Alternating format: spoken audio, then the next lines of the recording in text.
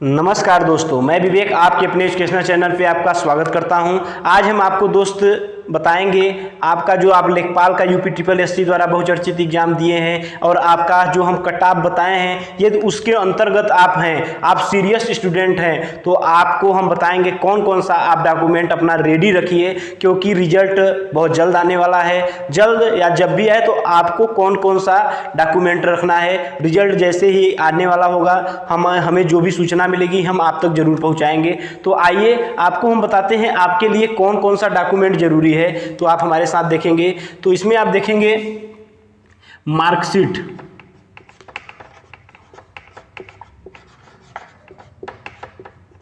High school का जो marksheet आपका है वो आपके लिए जरूरी है, 10th का।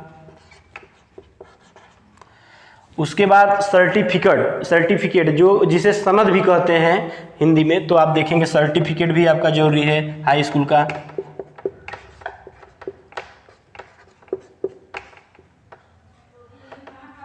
सर्टिफिकेट 10th का। फिर उसके बाद क्या है, 12th का मार्कशीट आप देखेंगे, 12th का मार्कशीट।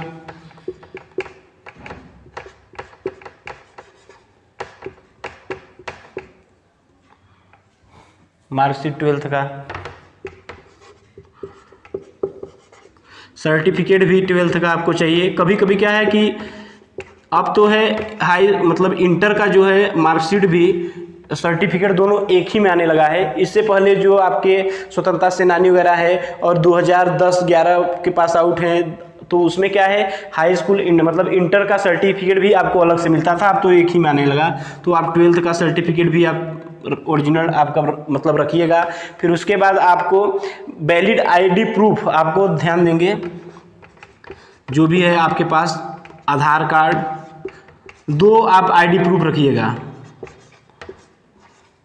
2 चाहे आधार कार्ड पैन कार्ड, ध्यान देंगे पैन कार्ड आधार कार्ड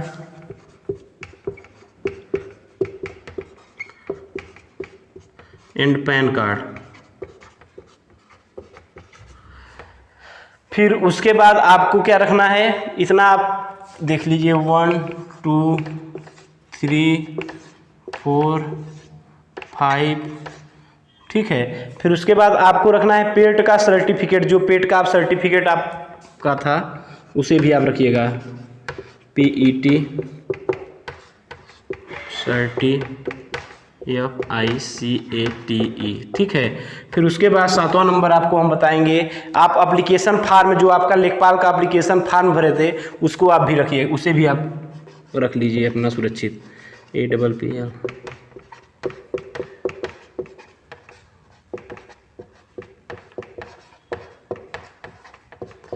ठीक।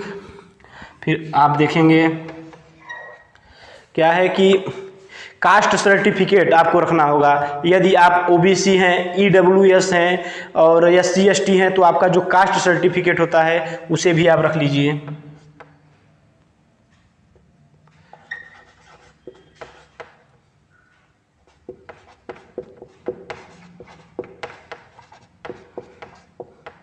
OBC SC ST, ठीक है, तो जो भी है EWS,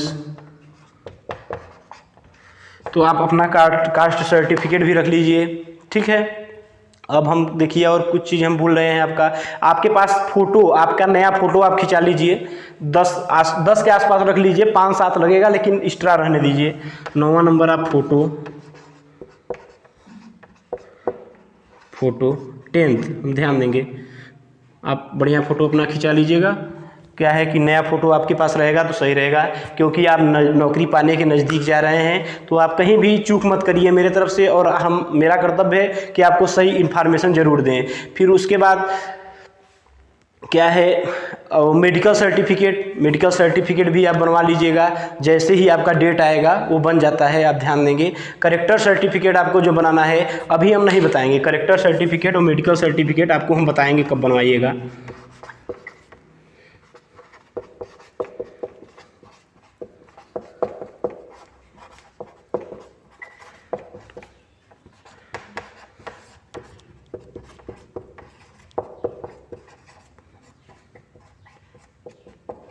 तो आप देखेंगे करेक्टर सर्टिफिकेट, मेडिकल सर्टिफिकेट, तो आपको हम इसके लिए दोनों के लिए बताएंगे, लेकिन इतना चीज़ आप अपना रेडी रखिए।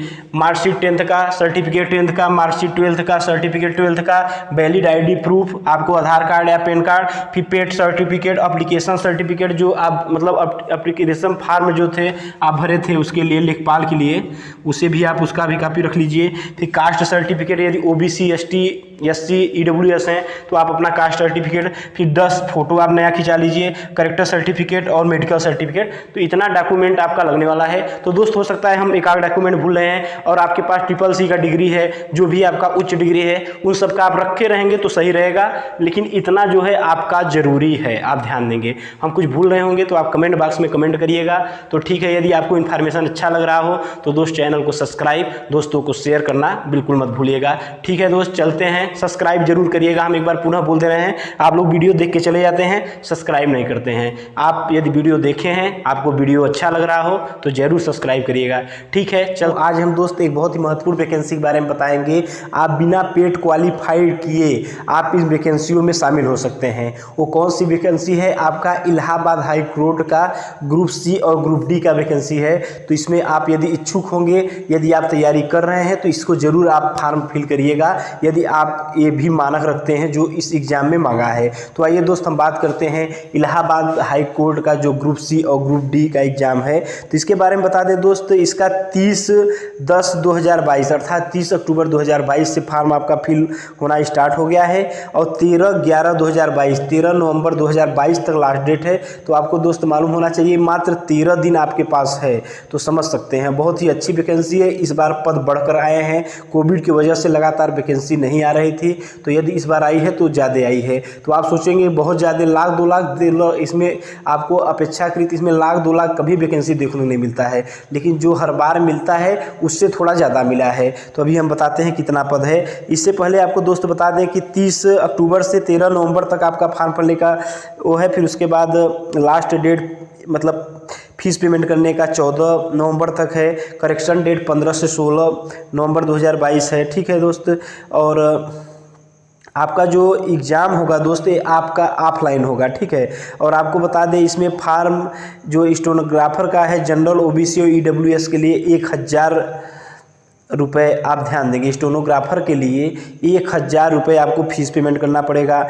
SC और ST के लिए 800 रुपये। और आपको बता दें फॉर जूनियर असिस्टेंट अर्थात जूनियर असिस्टेंट के लिए आप ये जनरल कैंडिडेट हैं, OBC कैंडिडेट हैं, EWS कैंडिडेट हैं तो आपको 800 रुपये फिल करना पड़ेगा। या SC ST हैं तो 650 रुपये देना पड़ेगा। और फॉर अदर पोस्ट जो भी अदर पोस्ट है ग्रुप D का, तो जनरल OBC EWS है तो आपको 800 रुपये फिल करना पड़ेगा। और SC और ST कैंडिडेट है तो आपको 600 रुपये फीस करना पड़ेगा। ध्यान देंगे दोस्त। इसमें एज की बात कर लेते हैं तो मिनिमम एज आपका 18 साल है और मैक्सिमम एज कितना है आपका 40 वर्ष है। दोस्त आप ध्यान देंगे। एज रिलैक्सेशन के बारे में Allahabad high court re entry requirement 2022 का जो रूल है उसे आप देख लीजिएगा, जो भी छूट वगैरह है।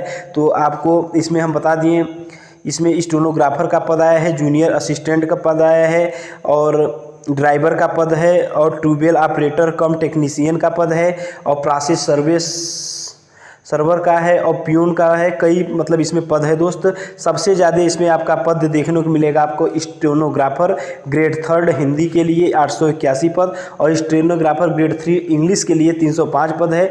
सब उसके बाद आपका दूसरा पद है जूनियर असिस्टेंट ग्रुप C के लिए 819 पद है। तो आप सोचेंगे कि इसमें जो स्टेनोग्राफर है इसमें आपका एलिजिबिलिटी क्या है, तो दोस्त आपको बता दें बैचलर डिग्री आपका होना चाहिए with diploma certificate in stenographer with 80 work प्रति मिनट, 60 हैंड एंड 30 वर्क प्रति minute on computer. CCC exam आप पास होंगे तब इसमें आप फॉर्म फिल कर पाएंगे। ध्यान देंगे। तो ये दोनों मानक आपका रखता है हिंदी इंग्लिश टाइप में, हिंदी इंग्लिश दोनों पोस्ट के लिए। और उसके बाद बात करेंगे जूनियर असिस्टेंट, जिसमें काफ़ी आपका फॉर्म पड़ने वाला है। 10+2 आप हो, intermediate with exam with CCC exam पास हो, हिंदी टाइपिंग आपका 25 वर्क प्रति मिनट हो और इंग्लिश टाइपिंग आपका 30 वर्क प्रति मिनट हो और 819 पदों के लिए है। आप ध्यान देंगे। पेड अप्रेंटिस के लिए 10+2 हो, इंटरमीडिएट CCC है इसमें भी जो है। जो ड्राइवर के लिए आपको मालूम होना चाहिए दोस्त क्लास 10th पास हो और आपका ड्राइवरिंग लाइसेंस जो है 3 साल पुराना होना चाहिए। और ट्यूबवेल ऑपरेटर के लिए 8 केवल मतलब कि कक्षा 8 तक आप पास हो और आपके पास एक ITI सर्टिफिकेट होना चाहिए। और प्रोसेस सर्विस के लिए हाई स्कूल पास होना चाहिए। और अदर पोस्ट जो है प्यून वगैरह के 8 पास आप हों तो इसमें आप भर सकते हैं। और स्वीपर कम फ्रेशर के लिए फार्स के लिए तो आप ध्यान देंगे क्लास 6 एग्ज़ाम पास हो तो इसमें आप फॉर्म फिल सकते हैं। तो अर्थात दोस्त ये बहुत ही बेहतरीन वैकेंसी है। तो वैकेंसी इसलिए वैकेंसी बेहतरीन है, आप ध्यान देंगे दोस्त, क्योंकि इसमें कक्षा 6 से लग बैचलर डिग्री तक के बच्चों को फार्म भरने का मौका मिला है। और इस वैकेंसी में दोस्त काफ़ी पारदर्शिता होती है, किसी प्रकार की नकल नहीं होती है, UPSSC की भांति देरी नहीं होती है। आपको 2023 में एक हाथ में आपके जॉब होगा यदि आप इसमें तैयारी करके इस पर खरे उतरते हैं। नकल वकल संभावना न के बराबर रहती है, आप विश्वास करिएगा। यदि आप एलिजिबल हो तो एक बार फार्म को जरूर भरिएगा। ठीक है दोस्त, इसी प्रकार के अपडेट के लिए आप चैनल को सब्सक्राइब जरूर करिएगा और लाइक करिएगा और दोस्तों को 2-4 मित्रों को शेयर जरूर करिएगा। चलते हैं, नमस्कार, धन्यवाद।